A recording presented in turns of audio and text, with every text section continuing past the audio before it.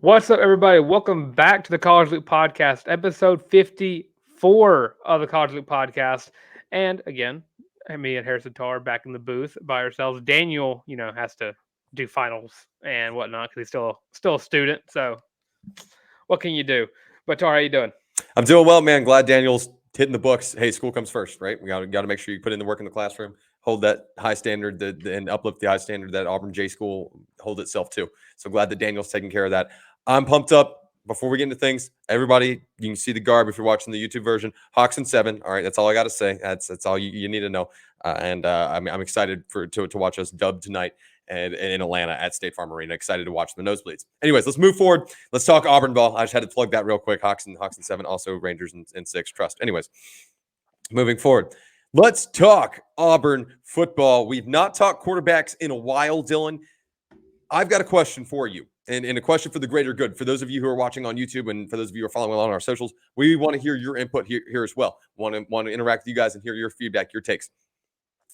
If Auburn does not add a transfer portal quarterback, which has not been done yet, that's not happened yet.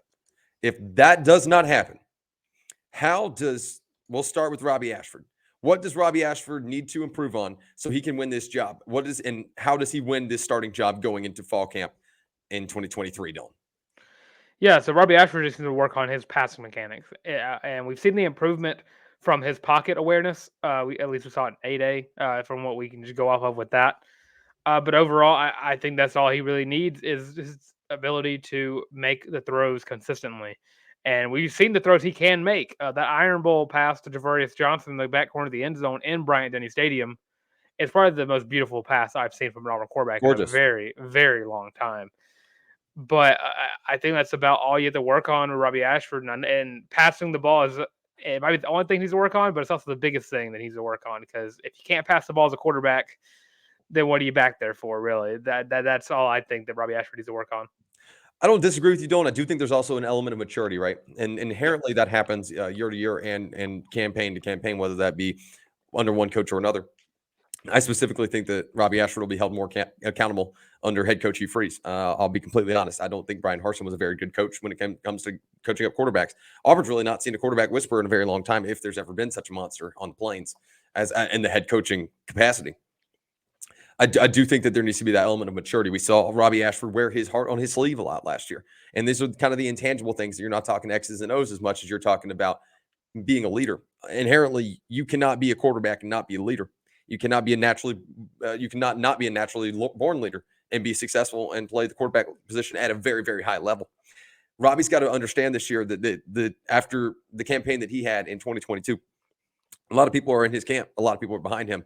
And a lot of people are going to continue to be critical of him. You are the quarterback at a Power 5 school in the SEC. You're a quarterback at Auburn. And Auburn fans have been longing for a true star quarterback and someone that can really step up and be that guy. Don't let that bother you, and don't let the pressure get to your head. Make sure that when you throw an interception, when you fumble the football, when you go 3 and out, you're not hanging your head on the sidelines. That's something we saw out of Robby Ashford a lot in 2022. I'm not saying don't play with a chip on your shoulder. I'm not saying don't wear your emotions on your sleeves. But you got to remember that in that offensive huddle, all those guys are quite literally looking to you, A, for the play call, and B, because you're the leader of that offense. And so beyond just the throwing element of things and his mechanics, his pocket presence does have to improve, certainly, without a doubt. And his decisions in that RPO have got to get better. But beyond that, he's got to grow up as a football player, not just skill wise, but as an athlete and a leader. And I know that that's one of those kind of people who are probably going to sit there and go, "Hey, Harrison, shut the hell up." Like it's not all just the uncoachables, but it is so much of that. Because Robby Ashford getting his head in the right space, if you are confident and you're not hanging your head, that affects everything to do with your game. And that could be the difference between Auburn winning 6 games and Auburn winning 8 games this year. That really could be the sway. So as far as Robby Ashford's concerned, I think that we really put a nice capstone on it there, Dylan. Pocket presence, accuracy in the passing game, specifically in the deep ball, improvement in that RPO decision making, because his wheels are still a threat for sure. Yeah. Oh, yeah. And growing up as a leader, I think those are your 4 most important traits. And if you can get all those things to where you're at a B+ grade or better, I think Robby Ashford could be a hell of a football player. I don't want anybody to misconstrue that. Let's play devil's advocate though. Let's talk about Holden Geriner and what he needs to work on coming into fall camp in 2023 because I think to be the starting quarterback for the Auburn Tigers in 2023. And I've heard a lot of things that point to he may be the front runner for that starting quarterback position. Dylan, what does Holden Geriner need to do in this offseason and in fall camp to win that starting job? Is overall, I mean, when we talk about what Robby Ashford does well is the same thing as that Holden Geriner doesn't do well, which is running the ball. And we saw a little bit of his sneaky athleticism in the 8A game. Whether or not you want to use that completely as again, it's 8A. You can't really use everything to base it off of. But what I saw from Holden Geriner, sorry, 3 years of saying Geriner, and now I got to start saying Geriner. It's just his mobility. That's really it. And we've seen in the past that all the Hugh Freeze's offenses that have worked well, and of course Philip Montgomery as well. I mean, he won a Heisman Trophy with a dual threat quarterback, an RG3, and we saw that Hugh Freeze's best offenses were run by players like Malik Willis and Chad Kelly, who were very much known for their ability to scramble out of the pocket. That's what he needs to work on. And of course, again, another thing with him is you talk about the emotions that Robby Ashford wears on his shoulder. I don't think Holden Geriner plays with enough emotion. I think the confidence isn't there for him quite yet, at least. And that again, I said there was like emotion, being an emotional player and being a player without confidence. That comes with age. Sure. Both quarterbacks are very young. So those things I'm a little bit less lenient against. But of course, when it comes to the pocket breaking down, I don't really expect Holden to be able to get out of that pressure.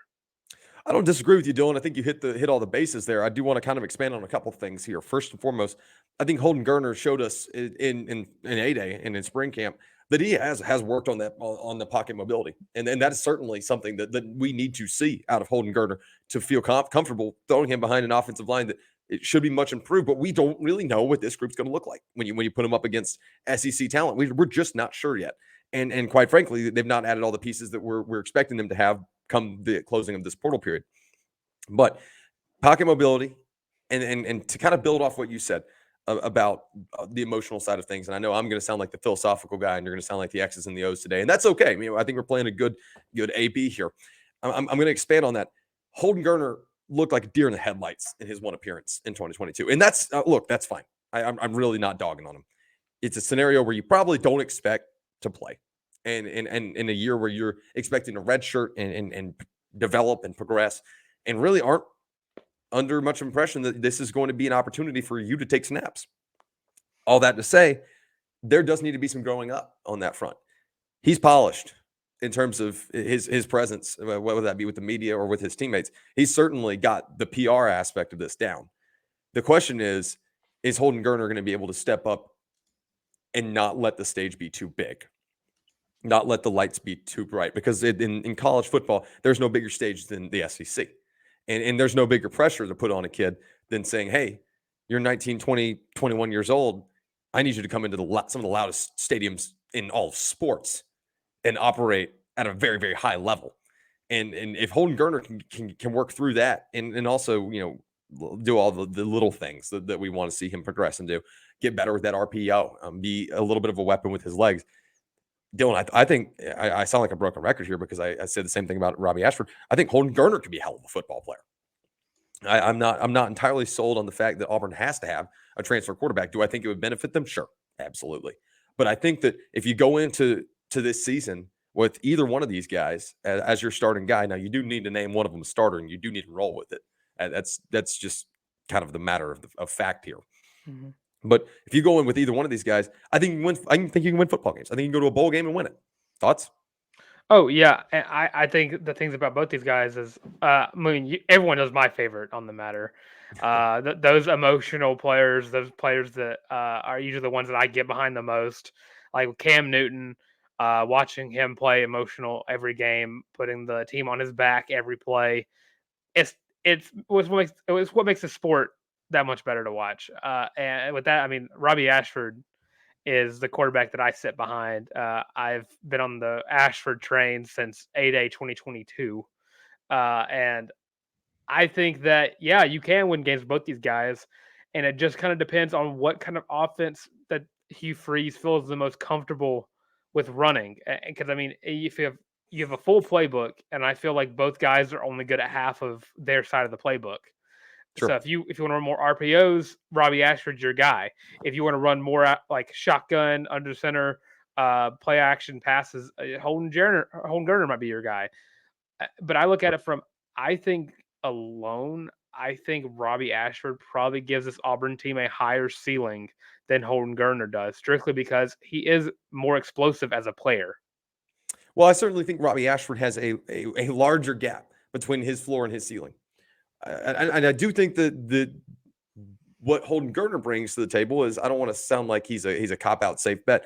I think that his ceiling's maybe not as high as Robby Ashford's, but I think his floor is significantly more high. So you kind of know what you're working with there, and what table you operate. When Robby Ashford is good, Robby Ashford is electric. When Robby Ashford is bad, Robby Ashford's pretty hard to watch play football. And that's one of those things that if he can find that composure and grow up, right, like we were talking about, that you can probably raise that floor and really work toward playing at that ceiling more often than not.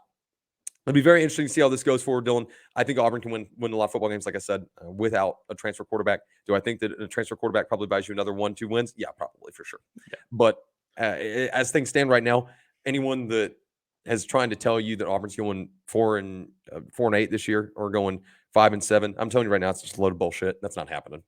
Yeah, Auburn's going to win at least 6 games this year. I feel beyond comfortable saying that, and they don't really have an SEC roster in comparison to some other programs, but I feel comfortable in 6 plus with the state of this program.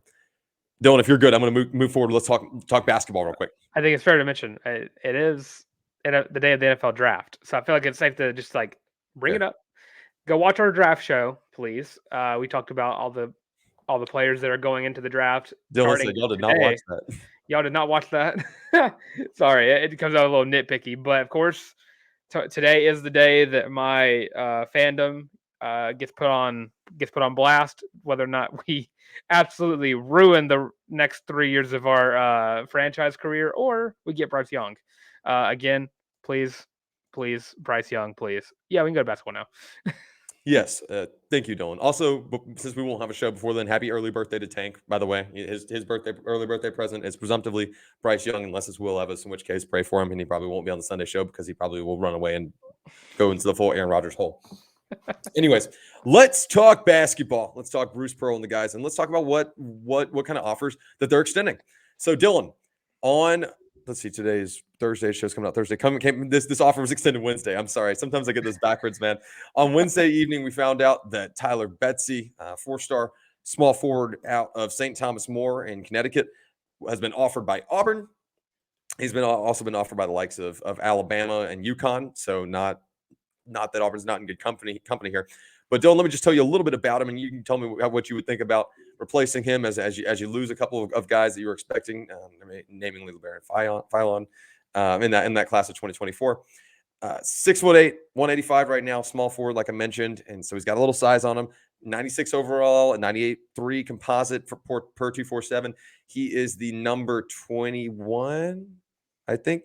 24 small forward. Small forward, he's the number 9. Number 9 small forward, number 24 overall recruit.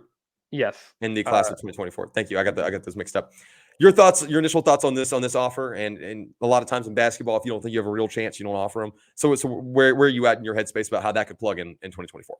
Yeah, I think it is trying to make up for lost space, lost room, because it did suck to lose LeBaron and Peyton Marshall, and I think getting a forward in Tyler Betsy it wouldn't fix all the issues for the future of this program, but I think it does set you up very well with a pretty daggum good forward at a position that I think Auburn really desperately needs more players at and more depth. And, like I always say, the best Auburn teams that we've seen in the past have that standout forward.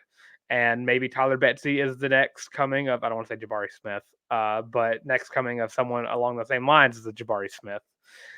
Just because when you lose the number 1 player in one state, especially in your state, it does suck. And I feel like a lot of Auburn fans out there have probably hit the panic button a little bit. Way too early for that. Way too early, because if you don't forget, LeBaron Philon, it was a huge commit in general, but Tahad Pettiford's also a 5-star. So don't be sleeping on Tahad Pettiford.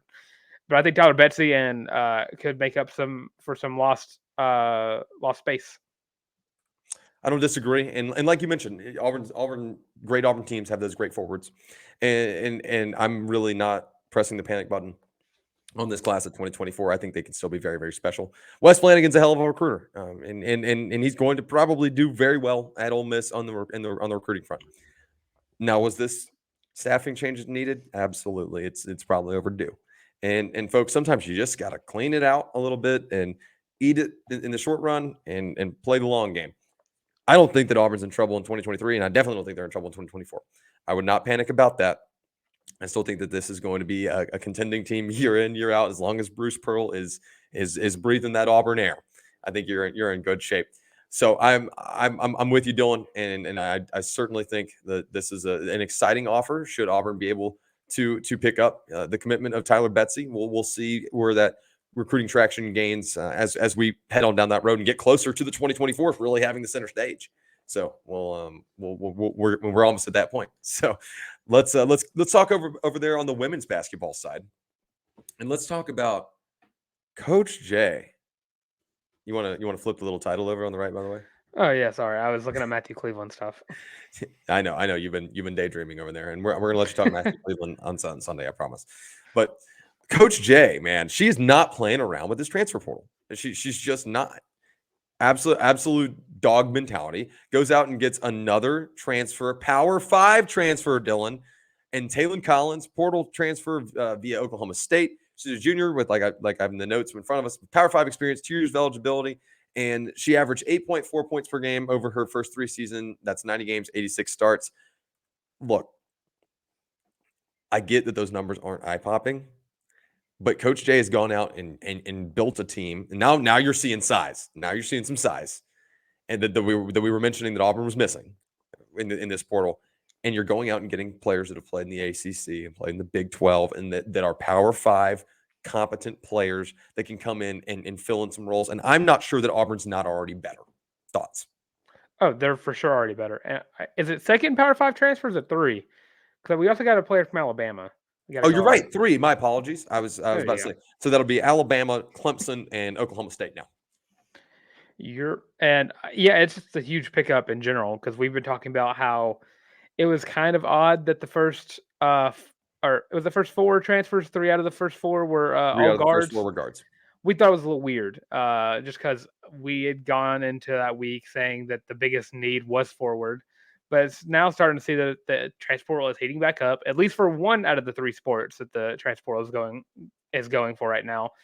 It's picking back up, and it looks like Coach J is getting ready to make a roster with the talent that she wants, and it's talent that has been proven. Yeah, 8.4 points per game probably isn't the best over 3 seasons, but I mean, this is a player that played in the Big 12, and only out of 90 games that she played in, she only did not start for 4 of them. That's huge. That is Yeah. huge in and of Oh, itself. absolutely. Significant minutes, 25 plus minutes a game. And also, I don't want people to lose sight of the fact that the transfer portal it serves. I know a lot of people get frustrated with it, but it serves to a good purpose of athletes that maybe have been misused at schools.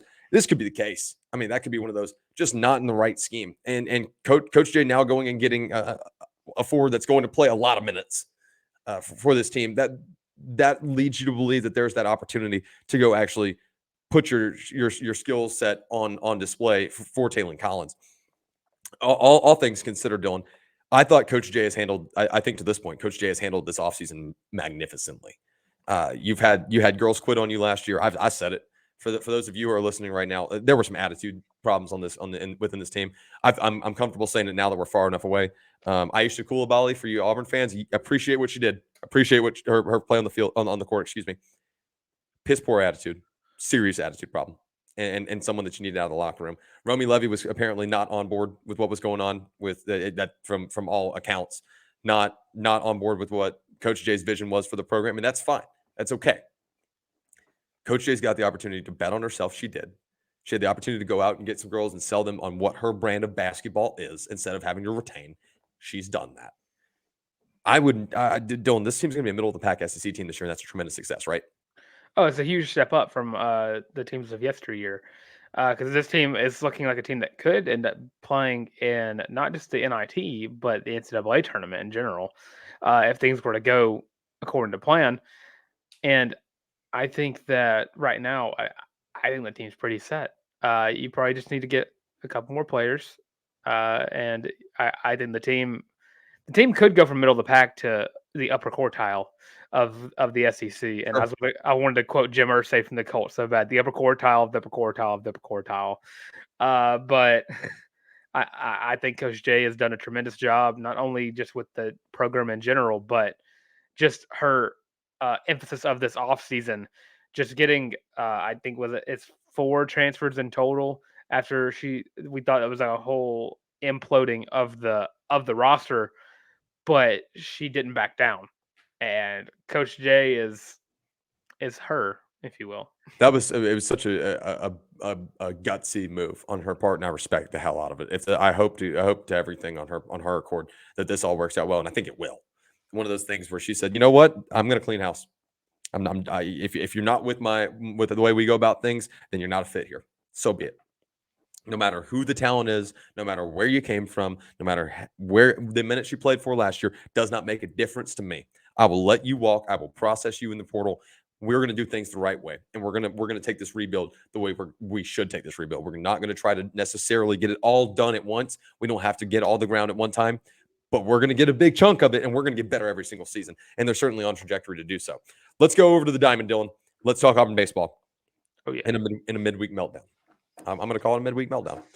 You take on Troy, and I'm trying to find the right words to not sound just awful about this. You lose to Troy at home, and look, Troy not a bad baseball team, really not. You can't fall asleep and let your bats fall asleep at the end of games, Dylan. You can't do it.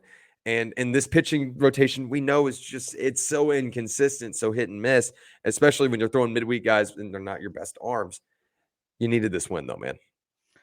oh yeah. And what makes it even worse is the fact that Auburn went up 6-1 Yep. in the first at the end of the first inning, and then did not get another run until the 7th inning when it was probably far past too late to get back into the game. And Auburn only lost by 1, that is. But yeah, I mean, you're stretching thin with your midweek bullpen guys that you're just trying to get throws in. And then the thing that Auburn has been known for this season, the thing that they are strictly known for being good at this season, Late inning hitting. it just lets you down for the first time.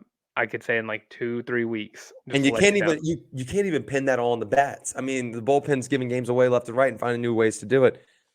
But we talked about this on Tuesday, did we not, Dylan? Or not Tuesday, Yeah, excuse me, on Sunday, rather. My yeah. apologies. You can't be losing midweek games. And you've got one more chance to do it. If you lose maybe two more. Was it 1 or 2 more? Correct me.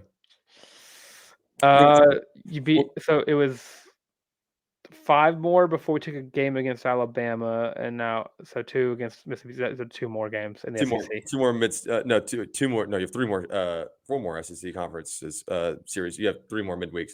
Ole Miss, excuse me, Oh, Samford, Jacksonville State, maybe just 2 more. Anyways, regardless, all this to say, this is a long-winded way of saying you can't lose your midweeks. You can't. Your RPI needs to have it. You really do, and you got a gauntlet coming up this weekend. And the next 2 weekends, Dylan, Auburn baseball is going to play the number 2 and the number 1 team in the country. If you win 2 of those games, that's a tremendous success. If you don't get swept both series, I think that's a tremendous success. What in the world does Auburn can Auburn do to at least salvage one of or if not both of these weekends? I think you have to sell your soul for a Friday night win. I was going to say saboteur. So just find where the pitchers are sleeping at and go at them with a bat and just hit them in the arm. Yeah. For starters, I don't know what you do here. This is probably I don't know why Auburn always gets stuck in the short end of the stick when it comes to scheduling. You get the number 2 and number 1 Yeah, team in back-to-back weeks. really. That is Who did Auburn terrible. piss off, right? Someone high up because to answer your question, I don't know what Auburn can do.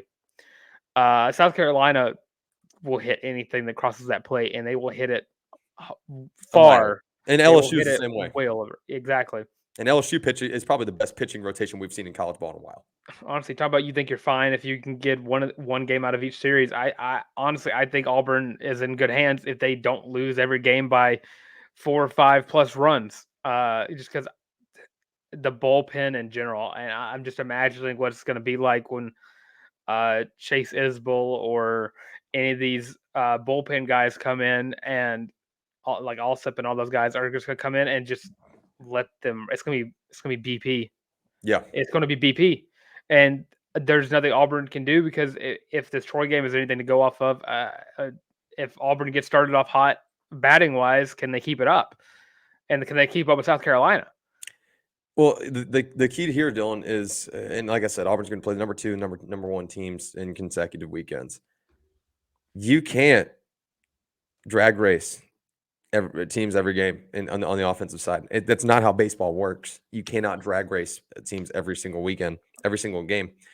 I think that, like I said, I think both weekends you sell your soul for a Friday night win and everything else is gravy. I really think that that's it. You empty the rotation, you empty the bullpen and throw your best arms. Don't throw anyone more than X amount of pitches, whatever that looks like.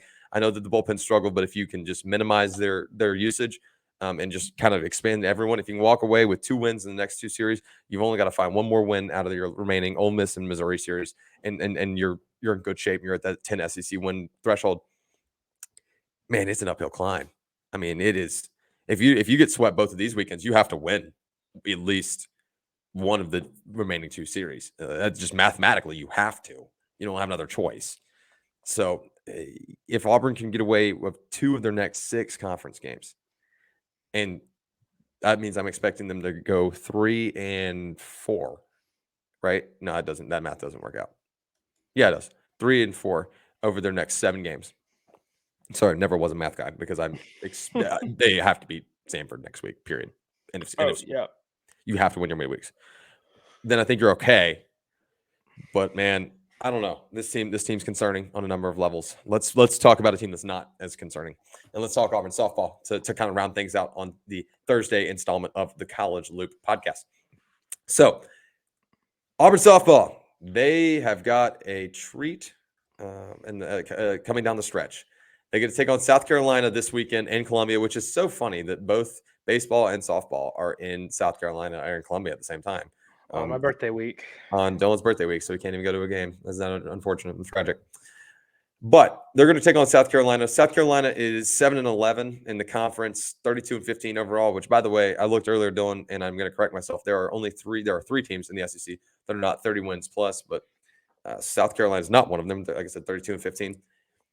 But that puts them in what's there's 14 teams in the SEC. I can't count. Hello. Yes, there is. That puts them in 10th place in the 11th place. 11, 12. Yeah, there. Yeah, we go. Hang on, I can't count today, guys. But 11th place in the SEC. You got to win this series for sure. But you're in good shape because Auburn is sitting at 4th in the SEC, 11-7. If you win, take 2 of 3 this weekend, you're looking at 13-8. I mean, you're gravy coming down the stretch here. Dylan, keys to success. Just don't want to spend a whole lot of time here, but keys to success for Auburn. I know it's going to sound like a broken record, but talk a little bit. Hit the ball. Get more consistent at hitting the ball. Don't have to, so you don't have to rely on the arm of Matty Penta every Friday and Sunday game. But I mean that's pretty much it. Everything about this team is solid. When they're hitting the ball, they're cranking their little crap out of it, and when Matty Penta is heating up, she's not letting anyone on base, which is like always right now. Yeah, it's a known thing that just happens every week, just about. Knock on wood.